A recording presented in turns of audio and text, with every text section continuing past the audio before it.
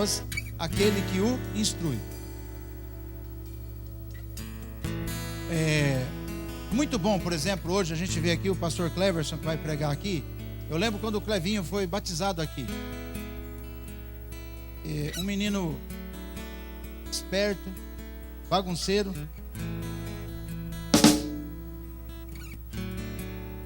Quem olhava para o Clevinho falava: esse menino não vai ser pastor. E eu lembro que ele foi discipulado pelo pastor Jaziel, né? Eu ajudei bastante, mas o Jaziel foi que cuidou dele, assim, pegou ele no colo e falou: vem cá, rapaz. E burilou, trabalhou. E quando ele chegou no conselho da igreja para ser enviado para o seminário, muitos irmãos olharam para ele assim, e falaram: mas será? Será que o Clevinho vai? Aí o Jaziel argumentou: não, eu creio, tem potencial, Deus vai abençoar, ele vai ser pastor e tal. E eu disse: eu também acredito. E o conselho votou favorável a ida do Clevinho para o seminário. E hoje ele é pastor. E é pastor de uma grande igreja nossa. Eu fui pregar lá outro dia, fiquei impressionado com o trabalho que Deus está fazendo através da vida dele e da sua esposa que está aqui. Uma bênção, lá em Santa Cecília do Pavão. Então, fruto do trabalho dessa igreja, fruto da evangelização, do trabalho que a igreja faz. Quantas pessoas já saíram daqui para o mundo, estão para o Brasil afora pregando, Deus levantando pessoas. Então o que a Bíblia fala? Que nós devemos fazer participante de tudo aquilo que a gente tem com aquele lugar que nos instrui, com a igreja que nos instrui, com os obreiros que nos instrui. Então essa igreja tem um corpo de obreiros que abençoa, que cuida, é uma igreja que trabalha para Jesus. E o apóstolo Paulo fala que nós devemos semear. Então o dízimo é um princípio que a gente deve cumprir, porque é bênção para nós, indiscutivelmente. Alguns dizem que o dízimo foi abolido lá no Velho Testamento. Nada disso. Teologia furada. A Bíblia fala de dízimo no Velho e no Novo Testamento. A Bíblia fala de contribuição no Velho e no Novo Testamento. Certo ou não? A Bíblia fala das ofertas no Velho e no Novo Testamento. E o apóstolo Paulo é muito claro em dizer aqui que nós devemos fazer participante aqueles que nos instruem de tudo aquilo que nós ganhamos. Então, você talvez não ganhe muito, ou talvez ganhe até muito bem. Glória a Deus por isso. Mas se eu ganhar R$1 milhão por mês de lucro, eu preciso dizimar isso para Deus. Se eu ganhar R$1.000 por mês, eu preciso dizimar isso, porque isso é bênção. Dizimar e ofertar é um princípio de Deus. Deus nos abençoa. Deus abençoa. E o texto mais adiante vai dizer que o que nós semearmos, nós vamos colher, se nós não desfalecermos. Eu estou falando em finanças porque esse é o momento da oferta e do dízimo. Mas isto aplica, o apóstolo Paulo não está falando só de finanças. Ele fala de finanças porque o ministério dele também foi ajudado pelos irmãos. Porque ele precisou, em muitos momentos ele precisou da oferta, da ajuda da igreja que o encaminhou para o campo missionário. Paulo foi o maior missionário da igreja. Mas também serve para todas as áreas da vida. Nós devemos semear. Nós semeamos na vida do Clevinho. Hoje ele é pastor da igreja e é uma bênção, está ganhando muitas almas.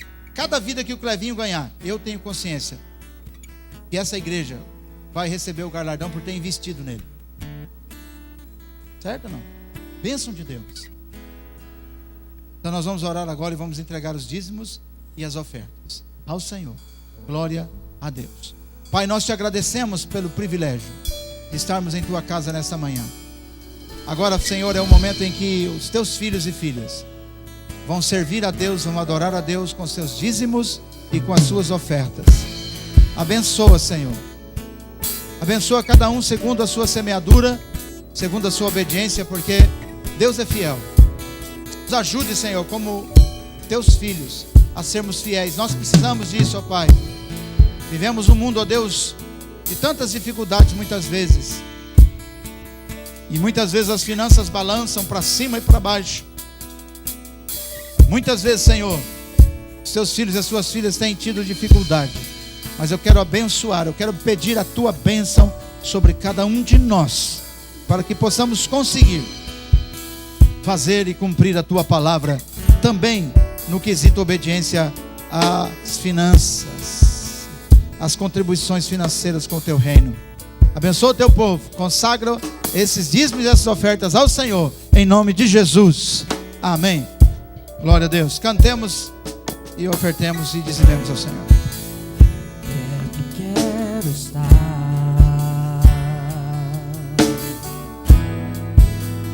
junto aos teus pés,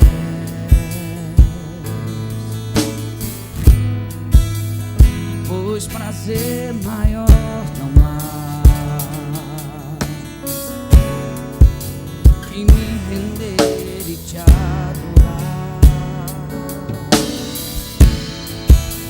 Tudo que há em mim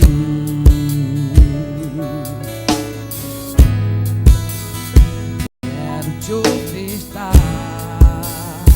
mas é muito pouco, mas ainda é pouco, eu sei.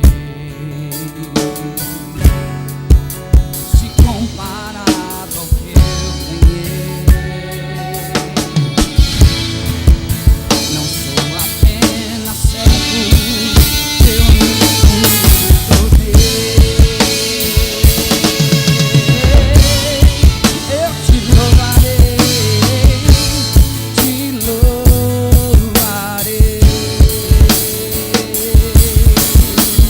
Não me importam as circunstâncias, adorarei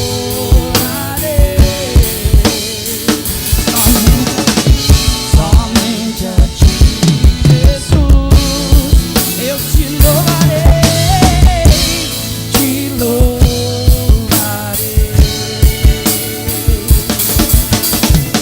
Não me importam as circunstâncias, adorarei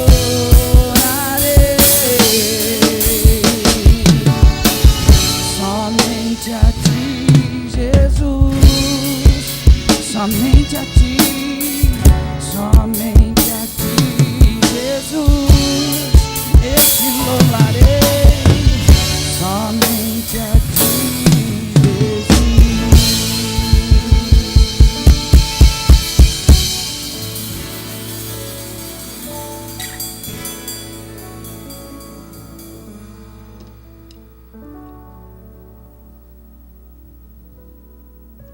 Glória a Jesus.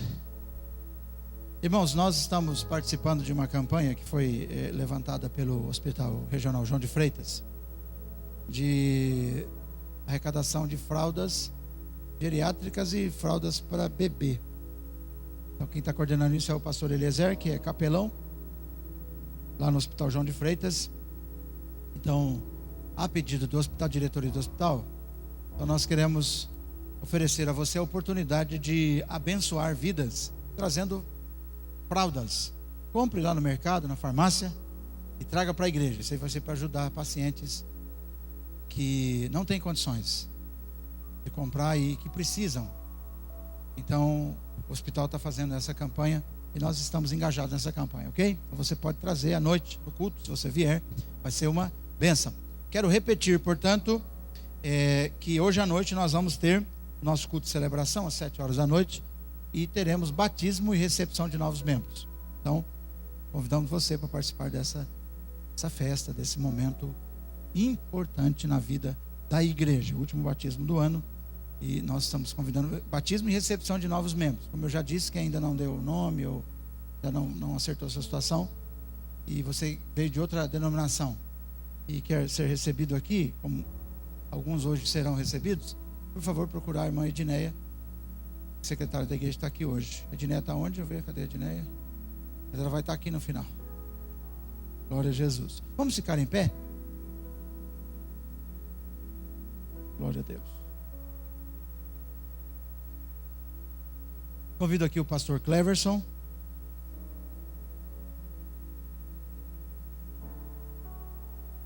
Hoje você vai ouvir então um dos nossos pastores, que tem origem aqui na igreja, nasceu em Araponguense, né? E também filho aqui da igreja, e pastorei uma das igrejas do nosso presbitério. Ele vai poder falar sobre isso, né? Está acompanhado da sua esposa? Levanta a mão aí, glória a Deus.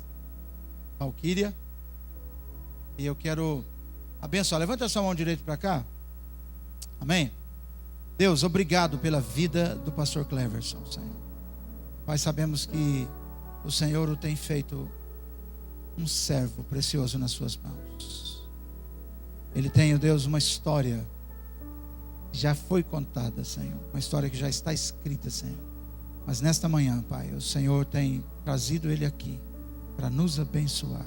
Usa-o com graça e força do Teu Espírito, Senhor. Oramos com fé e gratidão, meu Deus, em nome de Jesus. Amém. Amém. O ungido do teclado pode continuar. Obrigado. Obrigado. A paz do Senhor, meus irmãos. Podem se assentar.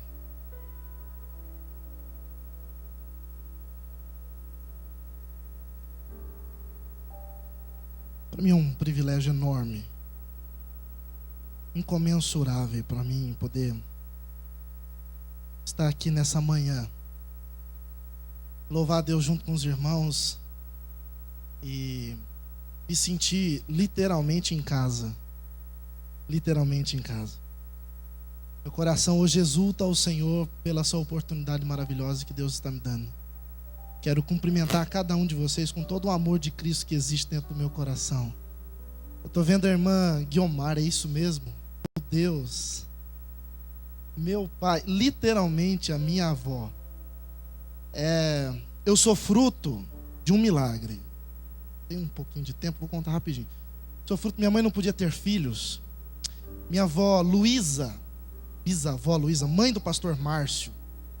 Minha avó Luísa fez campanha aqui na Tarde da Bênção durante 7 semanas para que a minha mãe pudesse engravidar. E está o fruto aqui. E eu lembro não, né? Minha mãe me conta. E quando eu nasci, a minha mãe veio aqui, lógico. Minha família quase toda é daqui. Se não são daqui ainda, já foram daqui, né? Lindomar, Zé Lemes, Márcio Lemes, Carlos de Souza, enfim, tudo parente. E o irmão Duvílio, um grande profeta na vida da minha família. Irmã Yolanda, coisa mais linda ver a senhora aqui. Bênção demais. E da escadaria da antiga igreja, minha mãe saiu daqui depois de ter contado testemunho. E na escadaria, a irmã Guiomar, com certeza não lembro, porque só fazem 30 anos. E ela e o irmão Duvílio abraçaram a minha mãe e disseram assim: olha, esse filho é fruto da bênção, né, que vocês pediram, mas não crie ele para vocês não, porque esse filho será para o mundo. Esse filho viajará o mundo todo. Isso há 30 anos atrás a senhora disse. Esse menino viajará o mundo todo e pregará o evangelho do Senhor. E hoje eu estou aqui para contemplar e para afirmar a todos vocês que promessas do Senhor se cumprem. Amém? Quem tem promessa do Senhor aqui, diga amém. Diga assim: eu tenho certeza. Não, irmão, por favor, eu sou baterista, vocês perceberam, né? Há 20 anos, então eu sou completamente surdo. Eu gostei desse negócio aqui, porque daí o baterista pode tocar do jeito que ele quiser, né? Na nossa época o pastor Roberto ficava brigando com a gente pra gente tocar baixo. Eu, pastor, mas eu não toco baixo, eu toco bateria. Então, toca baixinho, toca mais baixo. Ali não, ali você pode bater à vontade. Fala com confiança, diga assim: eu tenho certeza que todas as promessas de Deus se cumprirão na minha vida e em toda a minha família. Aplauda o Senhor Jesus. Amém.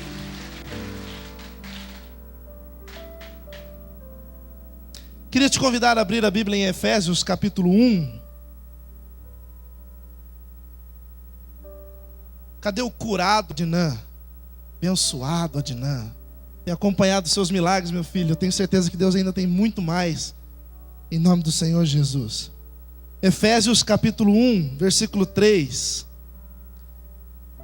Hoje de manhã eu levantei cedo. Como é de costume, todo pastor levantar no domingo de manhã cedo e preparar alguma coisa para a escola dominical ou para o culto à noite. E eram 7 horas da manhã. E eu lembrei, Carlos Henrique, nós levantávamos 7 horas da manhã todo domingo para vir aqui tocar na igreja antes das 8h30, porque 8h30 o irmão João Ribeiro tinha um projeto aqui de missões, ou alguma coisa com a irmã Dadi, lembra da finada irmã Dadi?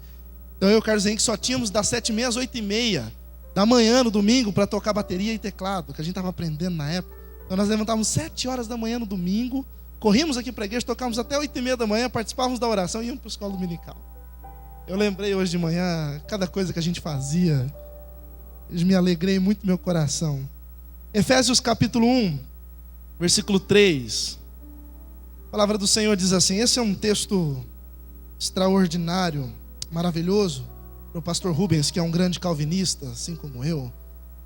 Diz assim: bendito Deus e Pai do nosso Senhor Jesus Cristo, que nos tem abençoado com toda a sorte de bênção espiritual nas regiões celestiais em Cristo, assim como nos escolheu nele antes da fundação do mundo, para sermos santos e irrepreensíveis perante ele, e em amor nos predestinou para ele, para a adoção de filhos por meio de Jesus Cristo, segundo o seu querer, beneplácito, a licença da tua vontade, para o louvor da glória de sua graça, que ele concedeu gratuitamente no amado, no qual temos a redenção pelo seu sangue e a remissão dos pecados, segundo a riqueza da sua graça, que Deus derramou abundantemente sobre nós em toda sabedoria e prudência, desvendando-nos o mistério da sua vontade, segundo o querer, a licença, o beneplácito que propusera em Cristo, de fazer convergir nele, na dispensação da plenitude dos tempos, todas as coisas, tanto no céu como na terra. Nele digo, no qual fomos também feitos herança, predestinados segundo o propósito daquele que faz todas as coisas conforme o conselho de sua vontade, a fim de sermos para o louvor da sua glória, nós que de antemão esperávamos em Cristo, em quem também vós, depois que ouvistes a palavra da verdade, o evangelho da vossa salvação, tendo nele também crido, fostes selados com o Espírito Santo da promessa, o qual é o penhor da nossa herança, até ao resgate da propriedade em louvor de sua glória. Por isso, também eu, tendo ouvido a fé que há entre vós no Senhor Jesus, e o amor para com todos os santos, não cesso de dar graças por vós, fazendo menção de vós em minhas orações, para que o Deus de nosso Senhor Jesus Cristo, o Pai da glória, vos conceda espírito de sabedoria e de revelação, no pleno conhecimento dele, iluminados os olhos do vosso coração, para saberdes qual é a esperança do vosso chamamento, qual a riqueza da glória, da sua herança nos santos, e qual a suprema grandeza do seu poder para com os que creem, segundo a eficácia da força do seu poder, o qual exerceu em Cristo, ressuscitando dentre os mortos e fazendo-se assentar à direita nos lugares celestiais, acima de todo principado e potestade, poder e domínio, e todo o nome que se pode referir, não só no presente século, no presente tempo, mas também no que virá, no vindouro, e pôs todas as coisas debaixo dos seus pés, e para ser o cabeça sobre todas as coisas, o deu à igreja, o qual é o seu corpo, a plenitude daquele que a tudo enche em todas as coisas. Amém. Hoje eu me sinto muito honrado por poder estar aqui nesse lugar de novo, depois de 11 anos. O tempo passa rápido, e cada vez que eu venho aqui nesse lugar, as minhas memórias são acionadas. A emoção sempre toma conta do meu coração. Quarta-feira eu estive aqui, eu me emocionei muito no culto de ação de graças pelos 40 anos, porque foi aqui que tudo começou para mim. Foi aqui que tudo começou para mim. Eu lembro, vim para essa igreja quando eu tinha uns 13 anos de idade, e hoje eu me tornei baterista da igreja. Fui batizado com 15 anos de idade pelo pastor Roberto, que tem os cabelos mais alvos do que a neve. Tá ficando chique. Minha mulher fala que homem grisalho é chique, então eu estou deixando os meus ficarem grisalhos. Então fui batizado lá no Parque dos Pássaros, quando eu tinha 15 anos de idade. E logo depois do meu batismo começou o movimento dos encontros com Deus, que realmente eram tremendos. E eu fiz o terceiro encontro dessa igreja. Eu acho que o primeiro e o segundo foram feitos lá em Goiânia ainda. Eu fiz um dos primeiros, ou o primeiro aqui de Arapongas. E depois disso eu não parei mais de trabalhar nos encontros, até o dia que eu fui para o seminário. E o meu coração começou a ser constrangido pelo Espírito Santo. Porque eu via o que Deus fazia na vida das pessoas e na minha vida. E eu achava aquilo extraordinário. Vocês lembram? Eu era uma espoleta mesmo. Eu cantava, dançava, tocava bateria. Eu quero pedir perdão a todos os diáconos aqui presentes por toda a bagunça que eu fiz aqui na época que eu era. Hoje eu estou colhendo tudo, tá, irmão? Fica tranquilo. E eu ficava muito feliz de ver o que Deus fazia na vida daquelas pessoas. E eu dizia assim: meu Deus, como é lindo isso acontecer na minha vida e na vida das pessoas. Mas Deus, ainda existem tantas pessoas que precisam entender isso, precisam sentir isso, precisam viver isso que eu estou vivendo e que eu estou vendo acontecer na vida das pessoas. E logo nesse período a igreja começou a trabalhar com células, com grupos pequenos, e eu me tornei líder de algumas delas, e foi nelas que eu descobri aquilo que eu queria para a minha vida, ou discernir aquilo que Deus queria para a minha vida. E eu aceitei o chamado de Deus para mim. E no ano de 2003 eu fui para o Seminário Presbiteriano Renovado. E de lá para cá minha vida tem se tornado um grande desafio todos os dias. Pastoreei 3 anos São Jerônimo da Serra, que na época era a cidade mais pobre do Paraná. Teve a pior nota do IDEB na época, uma das piores educações do Paraná. Mas nesse tempo de muita dificuldade financeira, ministerial, Deus me deu a graça de conseguir terminar minha faculdade de pedagogia. E aí, assim que eu terminei, eu recebi o convite para ir para Santa Cecília do Pavão, onde eu estou há 5 anos. E onde minha esposa e eu temos a oportunidade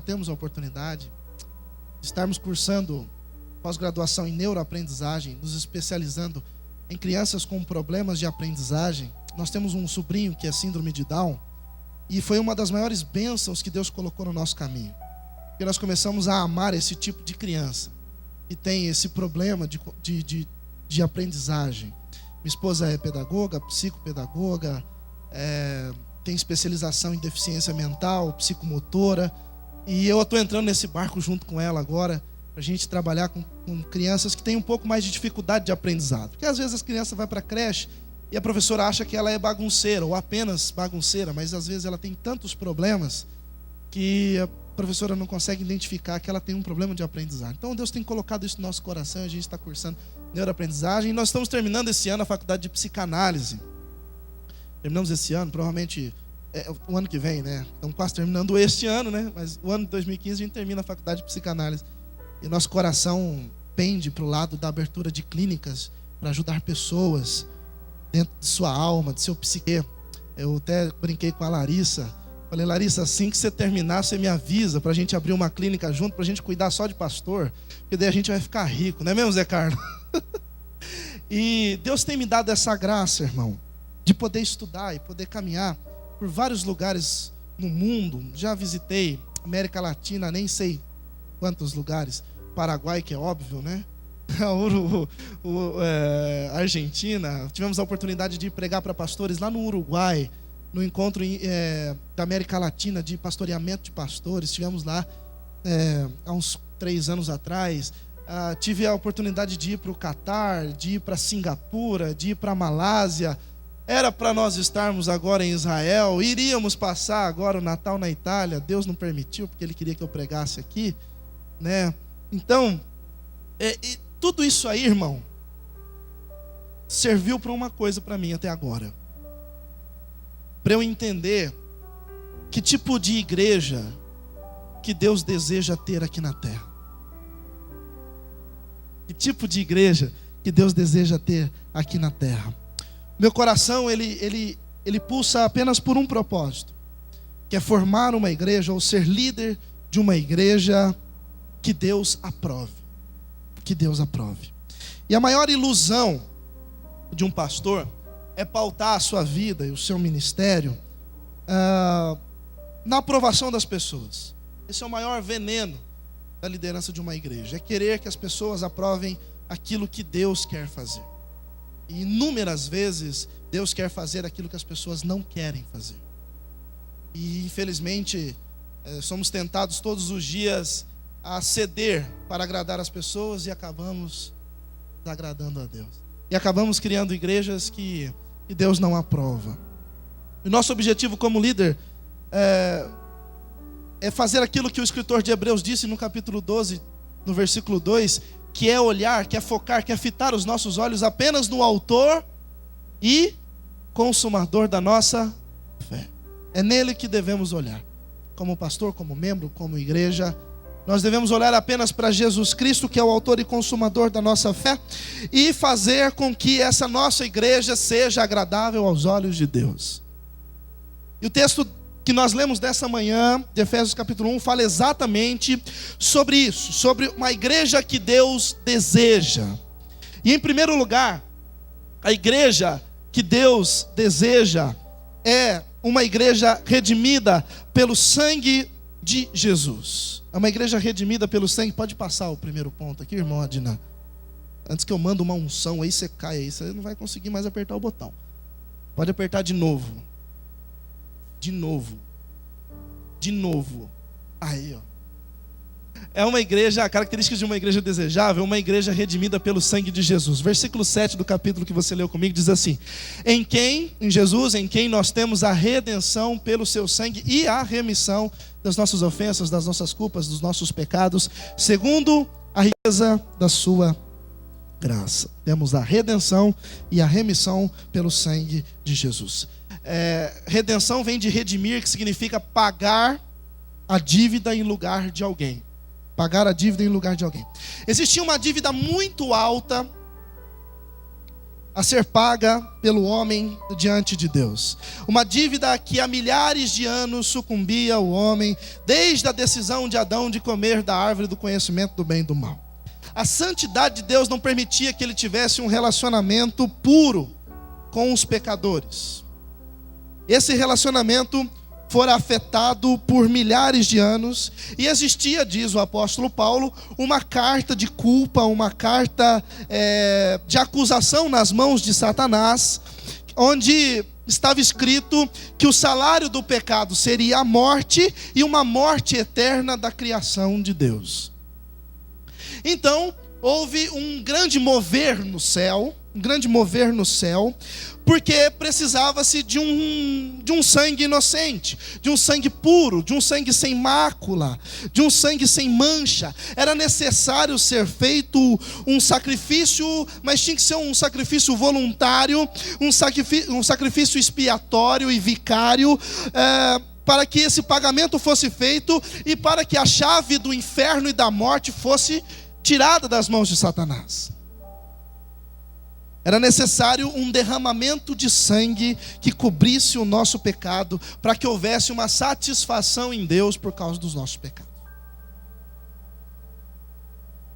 E aí foi quando Jesus aceitou esse grande desafio. Filho primogênito de Deus, foi mandado aqui na terra, destituiu-se de toda a sua glória, não usurpou ser igual a Deus, humilhou-se a si mesmo e foi obediente até a morte, e morte de... É muito importante você dizer isso. Ele foi obediente até a morte, e não foi qualquer morte. Ele foi obediente até a morte, morte de cruz. E o sangue de Jesus, inocente, que espirrou naquela cruz, nos trouxe essa redenção, nos trouxe o pagamento do alto preço do pecado que tínhamos. E este sangue de Jesus nos trouxe duas coisas importantes: a emancipação daquela maldição que foi colocada sobre Adão. O sangue de Jesus nos trouxe a emancipação dessa maldição, da culpa, do castigo, do poder do pecado que existia sobre nós, e também nos trouxe a restauração da verdadeira liberdade, para voltarmos a ser exatamente como éramos antes do pecado, completamente livres. A igreja desejável de Deus, ou desejável a Deus, é uma igreja que sempre esteja repleta de pessoas que foram lavadas e remidas pelo sangue do Cordeiro e que tem todas as suas pendências espirituais pagas pela obra salvífica de Jesus Cristo na cruz. A igreja que Deus deseja é uma igreja que Ele possa olhar lá do céu e ver as nossas vestes, que foram sim manchadas pelo pecado, mas que estão sendo lavadas pelo sangue do Cordeiro. O mesmo sangue do mesmo Cordeiro que nos purifica de todo pecado. De todo o pecado. Deus quer uma igreja que seja lavada pelo sangue de Jesus. Há uma faceta da teologia que diz que quando Deus nos olha do céu, Ele não nos vê como somos, mas nos vê através do sangue de Jesus que está derramado sobre nós. Que é um filtro que é colocado sobre nós que se chama sangue de Jesus, que nos limpa, que nos lava. E Deus quer isso de nós. Ele quer ver uma igreja limpa pelo sangue de Jesus.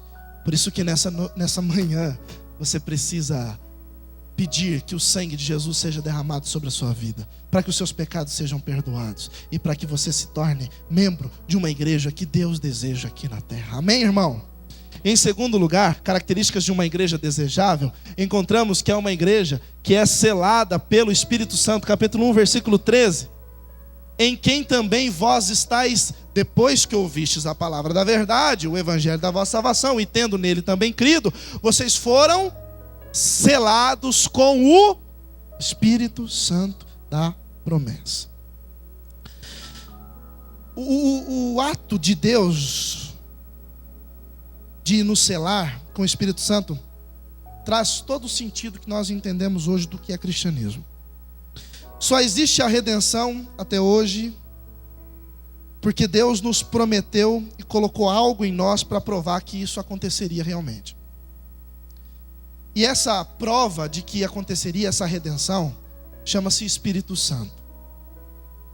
Sem o Espírito Santo jamais nós poderíamos alcançar o arrependimento, porque a diferença do Espírito Santo para o diabo é que o diabo te acusa dos seus pecados, enquanto que o Espírito Santo, ele te convence dos seus pecados. Então seria impossível alcançar o arrependimento sem que o Espírito Santo nos mostrasse e nos convencesse dos nossos pecados.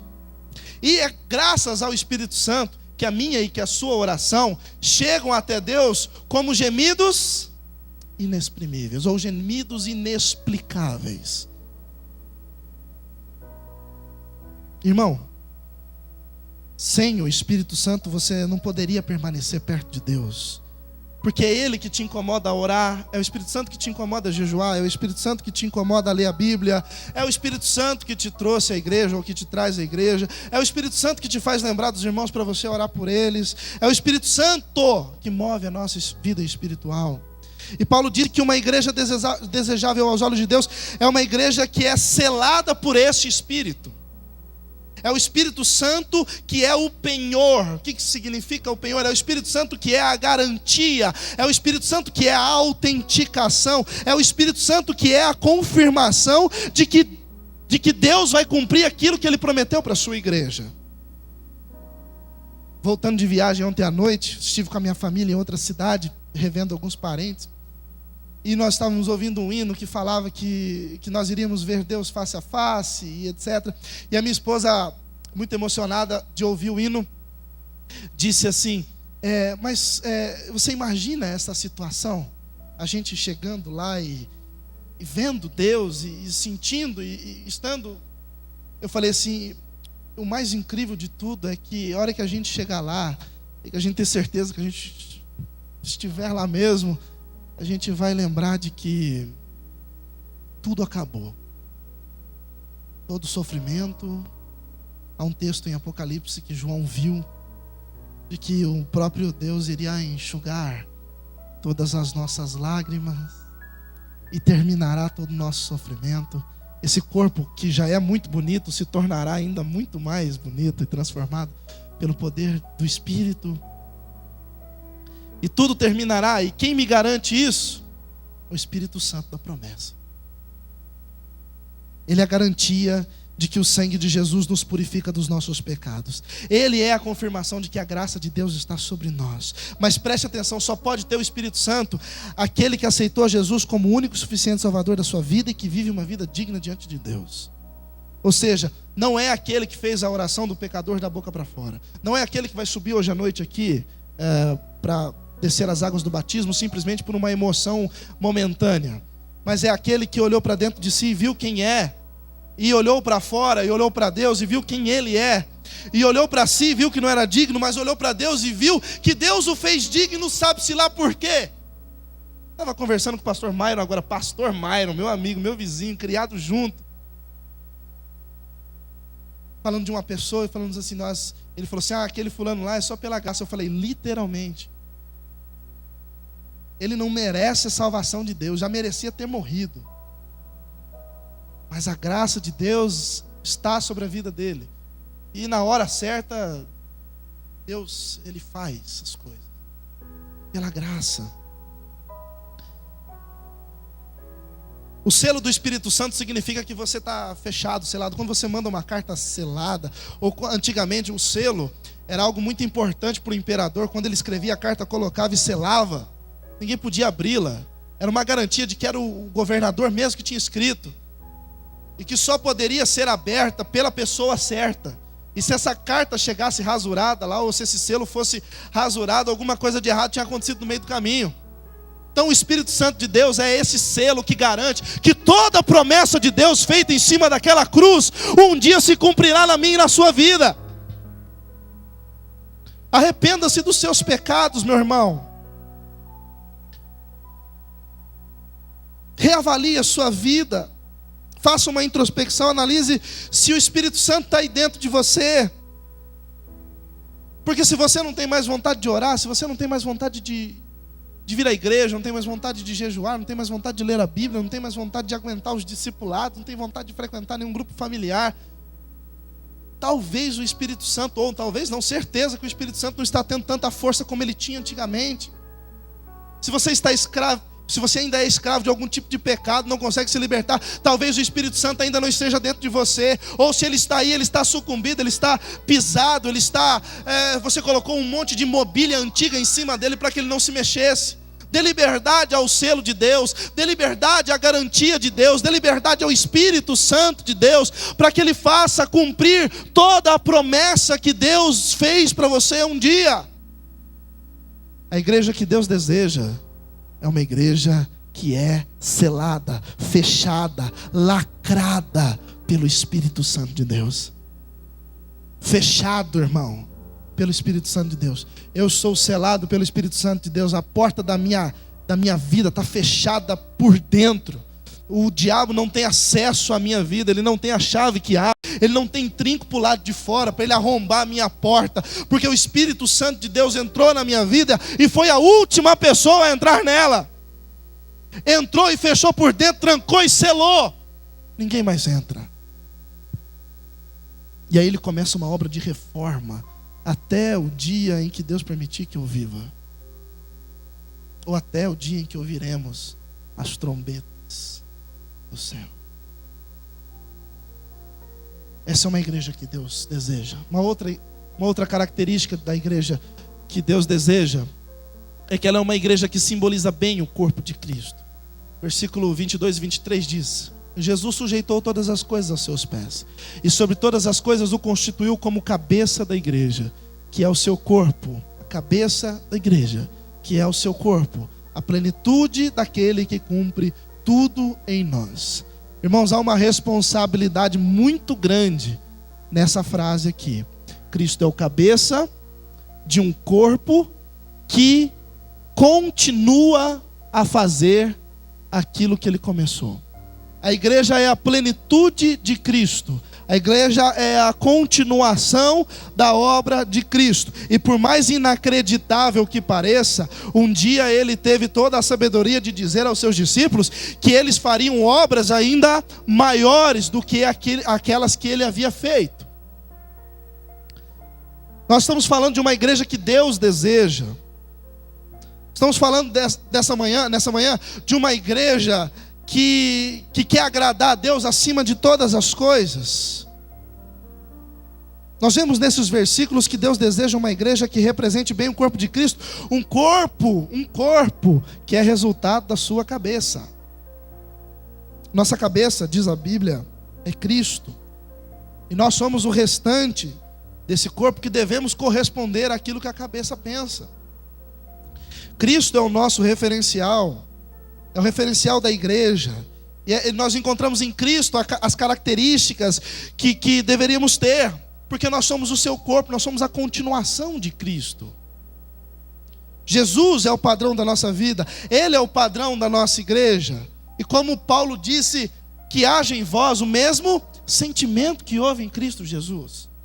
Deve existir em nós a mesma motivação que existiu em Cristo Jesus. Deve existir em nós as mesmas atitudes que houve em Cristo Jesus, pois Deus o fez padrão para nós. E o vemos hoje como um grande servo, um exemplo de servo. Mesmo sendo maior, não usurpou o ser este maior. Foi humilde, vemos ele como humilde, vemos ele como servo, porque servidão e humildade andam muito perto uma da outra. Cristo também nos deixou vários exemplos de unidade. Ele amava andar com as pessoas, ele gostava da multidão. Ele também nos deixou exemplos imensuráveis de amor ao próximo, tornando-se um exemplo maior, um exemplo gigante de como amar. E nós temos que pôr em mente que a igreja desejável aos olhos de Deus é uma igreja caridosa. Cristo nunca excluiu ninguém. Ele, pelo contrário, ele se aproximava de quem o mundo rejeitava. Ele se aproximava dos ricos e também dos pobres, dos sãos e dos curados. Princípio dele, ele foi ao encontro dos 10 leprosos. Ele foi ao encontro dos discípulos para explicar e exaltar a viúva pobre, que tinha dado tudo que tinha no dia da oferta. Ele mudou, ou ele tirou da condição de mendigo o cego de Jericó. Assim como almoçou na casa do rico Zaqueu e salvou toda a casa dele, assim como foi lá e ressuscitou a filha do Jairo, que era um grande líder da igreja judaica. Pegou o mendigo e curou. Entrou na casa do religioso e ressuscitou. Foi aos excluídos fora da cidade, aos leprosos, e curou. E foi à casa de Zaqueu, um milionário. Nunca excluiu ninguém. Foi caridoso. E nós? Será que nós temos sido caridosos? Será que o que nós temos feito para demonstrar que somos bons representantes de Cristo aqui na terra? Será que nós somos servos ou temos sido servos como Cristo foi? Será que nós somos submissos ou temos sido submissos? Será que nós temos sido humildes? Será que nós temos sido unidos? Será que existe um grupo de pessoas nessa igreja, ou existem vários grupos de pessoas, como o apóstolo Paulo fala, uns de Paulo, uns de Apolo, uns de Pedro? Será que existem facções que são obras da carne, que o apóstolo Paulo denuncia? Será que nós temos amado o nosso próximo como Cristo nos amou? Será que temos sido caridosos o suficiente para sermos desejáveis diante de Deus? Será que você tem feito pelo menos o mínimo para amar e compreender o seu irmão? Porque no Antigo Testamento, quando se falava de amor, dizia-se que devíamos amar ao próximo como a nós mesmos. Mas aí no Novo Testamento, esse mandamento foi aprimorado. E Jesus Cristo disse que nós deveríamos amar os nossos irmãos como Ele nos amou. Aí Ele aumentou o padrão de amor lá para as estrelas. Ame o seu irmão como eu amei vocês. Perdoe os seus irmãos como eu perdoei vocês. Trate os irmãos de vocês como eu tratei vocês. E aí a gente entra aqui num leque que a gente ficaria a manhã toda para falar. Será que nós temos realmente amado os nossos irmãos? Será que não tem havido algumas brigas aqui dentro dessa igreja? Será que as pessoas não estão causando mágoas no coração umas das outras? Será que existem amarguras ou até raízes de amarguras dentro do nosso coração? Será que tem gente que por inveja ou por ciúme está matando o ministério ou matando a vida espiritual de outras, em vez de amá-las e ajudá-las? Será que nós estamos representando bem o corpo de Cristo? Será que nós temos sido a continuação do cabeça? Será que nós estamos sendo desejáveis aos olhos de Deus?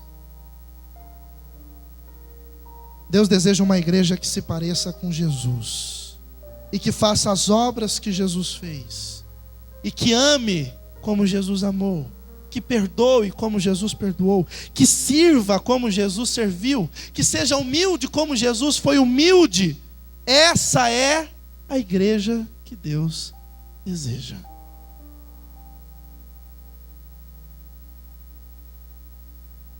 Queria que você fechasse os seus olhos. Hoje nós falamos sobre uma igreja que Deus deseja. Nós vimos uma igreja, ou que devemos ser uma igreja redimida pelo sangue do Cordeiro, que é lavada pelo sangue do Cordeiro, que é purificada pelo sangue do Cordeiro. Uma igreja que tem pecado sim, isso aí não tem como, mas que também tem o sangue de Jesus para purificar esse pecado. A pastora Divanir falou muito sobre o poder de Jesus aqui na quarta-feira. E durante 40 anos essa igreja só tem sobrevivido porque Jesus está dentro dela. Porque a igreja que homem toca não sobrevive, mas a igreja que o Espírito Santo toca transforma uma sociedade inteira.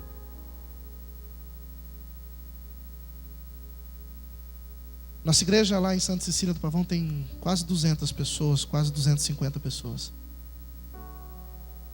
Parece pouco para uma realidade como a de Arapongas, mas a minha cidade tem 2.500 habitantes.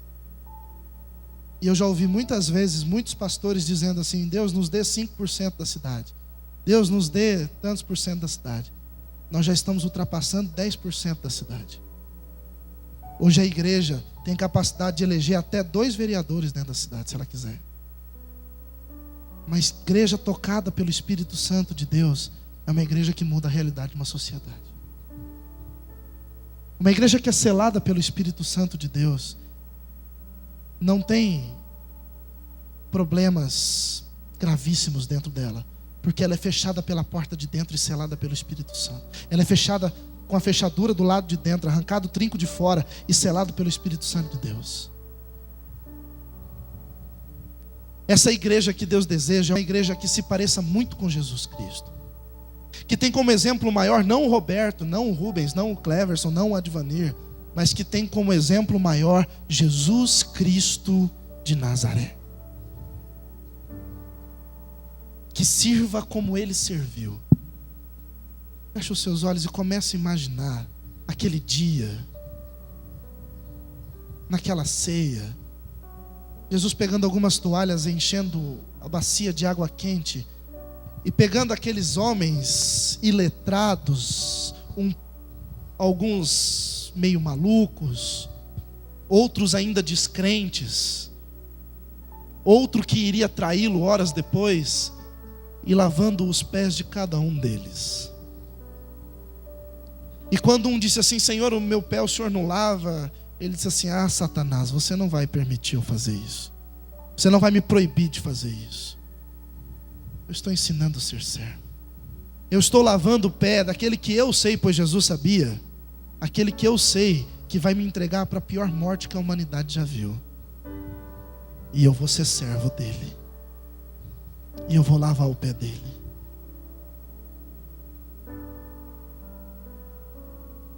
Aquele dia que ele saiu rumo à casa de Jairo, em que ele encontra aquela mulher completamente perdida em seus caminhos e suas convicções, em que ele para toda uma multidão e a atende exclusivamente e mostra todo o amor por ela. Aquele dia que ele não condena aquela mulher que foi pega no ato de adultério e demonstra para todo mundo que ele a perdoa. E depois dele ter perdoado ela, ninguém teve capacidade de acusá-la mais, porque o perfeito perdoou, porque o imperfeito não pode perdoar.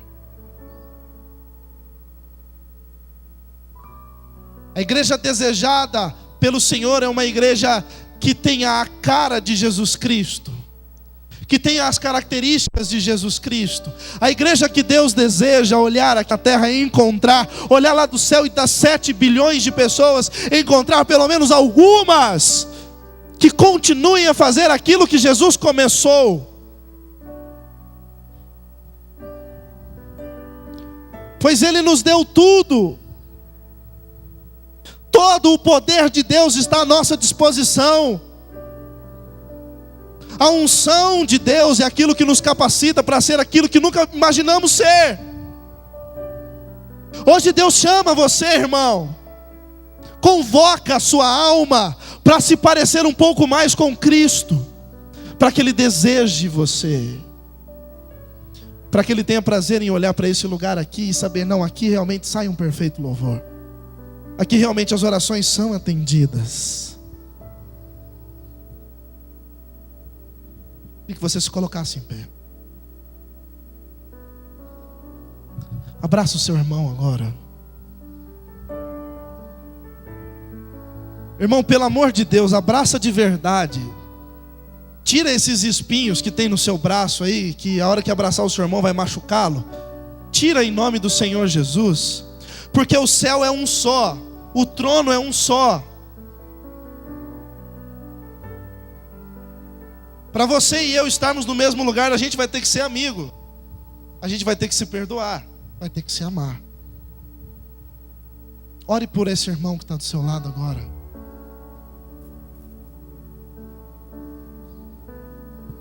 Ore por esse irmão agora.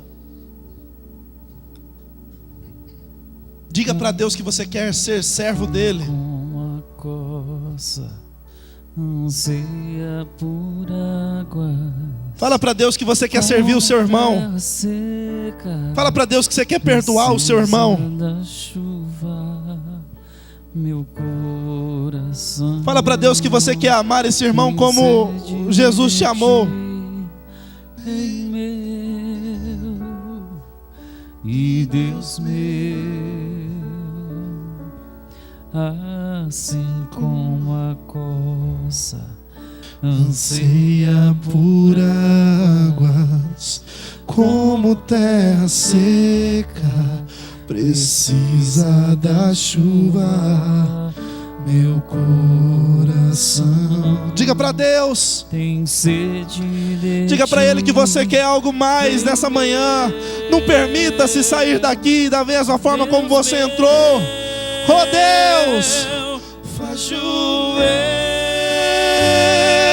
Senhor Jesus, derrama chuva neste lugar. Fala pra Ele nessa noite. Vem com teu rio, Senhor Jesus. Essa noite, Deus, inunda o meu coração, assim como a coça. Eu sei que nessa manhã Deus te chamou para vir aqui porque Ele tinha algo muito especial para te dar. O que ele disse todo o tempo aqui nessa manhã é que ele está querendo uma igreja que agrade o coração dele, e que não só agrade as pessoas. Ele quer louvores que agrade o coração dele, e não só seja bom para ser ouvido pelas pessoas. O que ele quer são sentimentos que ele deseja, e não só sentimentos que nós desejamos. Ele quer ter coisas dentro desta igreja que é particular dele, que é coisa para ele. Nessa manhã Deus quer tocar o seu coração, quer mover as águas em seu favor, mas Ele quer desejar essa igreja.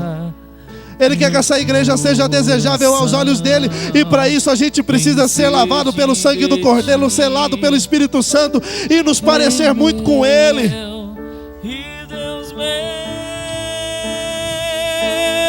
Faz chover,